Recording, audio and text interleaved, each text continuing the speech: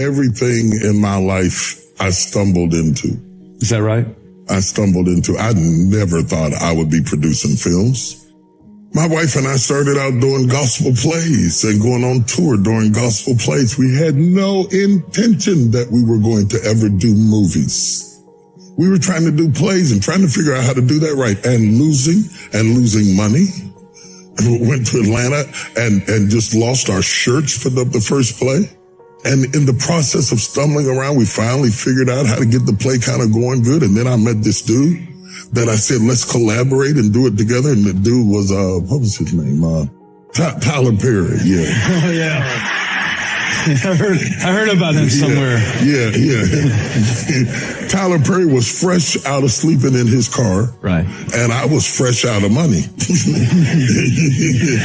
And so we got together and collaborated and did a play called Women Are Loose. Reuben Cannon was in the crowd and he saw the play and he said, I want to make it a movie. He said, I want to make it a movie. I didn't have no movie money. Movie and money both start with the M for a reason. Okay? When you have one, you got to have the other. But he said something to me that becomes the way business people think. They don't fail to do something because they don't have the money. He says, we'll raise the money. Let's do the movie. Listen at the difference in attitude. I can't do it because I don't have the money. He doesn't see money as an issue. If you see it as an issue, it'll be a stop sign. We put the money together and we did this little low-budget film, Women Are Loose, and just on a whim, submitted it to the Santa Barbara Film Festival and won the festival. And all of a sudden, the movie that we were going to put on TV went to screen. You see how you're stumbling into it? Yeah. It's not always that you planned it, but if you honor where you are with your best effort, even if it is not it, it will lead to it. So as you walk along, you stumble into it. You wouldn't be in this room if you didn't have a vision. Worry about the vision more than the provision. I find that the provision comes to the vision. A lot of people ask for provision who have no vision, and money runs from blindness. Money runs from blindness. Yes. Yeah. Money runs from blindness. Money. Bishop, you might need to unpack that one. Okay. For some. If there is no purpose, there is no provision. And I'm not talking about physical blindness. I'm talking about blindness so far as career and future. The first thing the bank wants to know is, what do you want to do? Anybody who's going to invest in you wants to hear, what do you see? What do you see? When Jesus healed the blind man and touched him the first time, he asked him, what do you see? Because his response is based on his answer. So the man said, I see men walking as trees. He said, I'm going to touch you again. Until I clear up your vision, we can't leave this spot.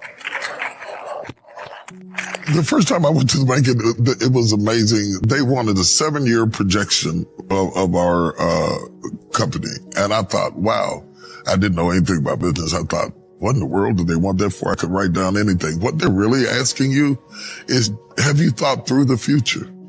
That's right. They're asking you, can you see? Because if you can see, we will fund what you see, provision. But if there is no vision, how can there be provision? So when we want something, ask God for provision. But you need to be asking for vision.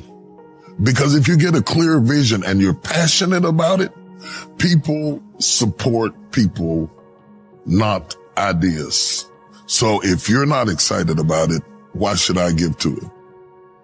As a young boy, I was enthralled by airplanes and the wonder of whether I would ever embark on a flight that would carry me to new, exciting adventures and a life of limitless possibilities. I came to know I had the power within me to soar, and that has made all the difference in my life. Flying for the first time is a lot like creating your own business, launching a startup, or establishing a non-for-profit organization. Both require a leap of faith and a willingness to take a journey of unexpected variables. In other words, both require a little bit of crazy and a whole lot of courage. Don't let fear hold you back from doing what you truly love. Commit to your vision and be the CEO of your future. When God gives you an opportunity, instead of just jumping on the opportunity, you're supposed to see what it can be. I tell them all the time, God never made not one table. Yeah, I love this. In all of his years of being God, he's never made a chair. He's never made a table. He just made a tree. And the rest of it was up to us. Right. When God hands you a tree, imagine a table, a chair, imagine a wall in a room, imagine a log cabin, imagine what it can be, imagine what it can be, imagine what it can be. So I'm in South Africa and I'm on a safari, and I'm really like tripping off of this safari, and I'm out here with all of these big animals and stuff. And I notice the elephant is moving around. The elephant is strong and he's big and he's tough and his power's in his weight. He throws his weight around. He throws his weight around. What can you do with him? Because he's so big. God made him big as a defense. The lion roars. When he roars, everybody is almost paralyzed in fear because God gave him his roar as his defense. The cheetah says, I can't roar like that, but I can run like the wind. The cheetah, he goes running through the woods because God made him able to run because that's his defense. The eagle spreads its wings and soars into the air and says, I can't run, but I can fly. God let the eagle be able to fly because it was his defense. And I'm walking around in the jungle and I said, well, Lord, I can't fly like the eagle. I can't run like the cheetah. I can't roar like the lion, and I can't throw my weight around like the elephant.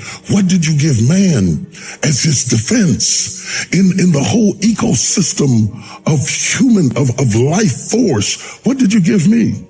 He said, I gave you a brain. Your brain is your defense. That's why God didn't make chairs. He only brings it halfway, and then lets you imagine, Collaboration, create, develop. You understand what I'm saying? The problem with church people is that we are taught that God makes furniture. So we pray and pray and pray. I want you to look around your life for trees, not tables.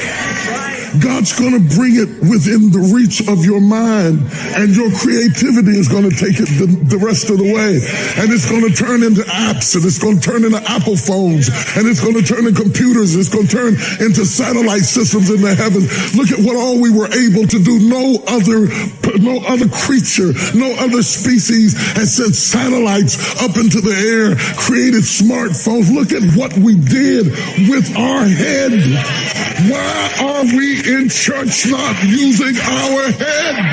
It is not what you think about God that is holding you. It is what you think about you that is holding. Oh, that didn't. Let me try it on them. It is not what you think about God that is holding you.